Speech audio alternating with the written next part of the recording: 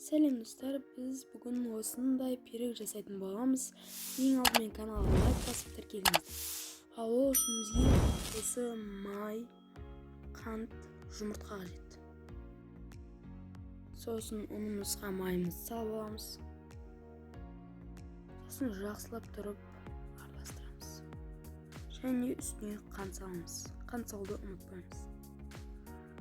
Осылай болса қантымызды салып алған соң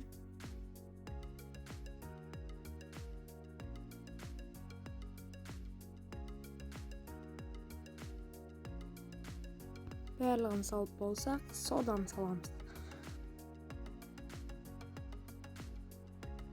Содамызды салып алған болсақ, ары қарай араластыруды бастаймыз.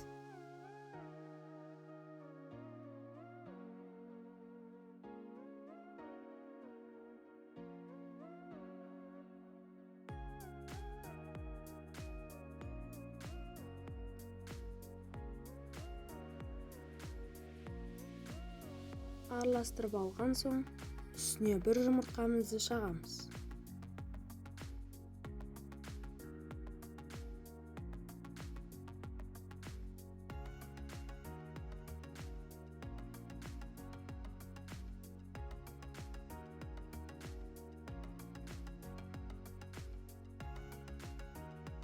Керекті заттарымызды дайындап, мейіз, жаңғақ және де айран.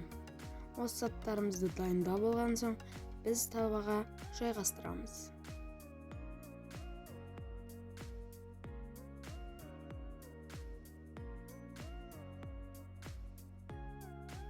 Табамызды дайындап алған соң, үстіне жаңғақтарымызды себеміз.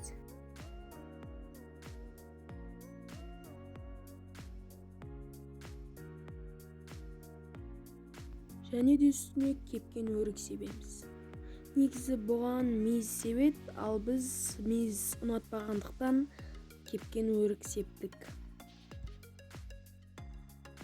Үстіне содан соң сгущенкамызды төгеміз. Жақсылап төгіп болсақ, пешке 25-30 минут аралығында қоямыз. Мінекей, біздің дайын болған пирогымыз осы.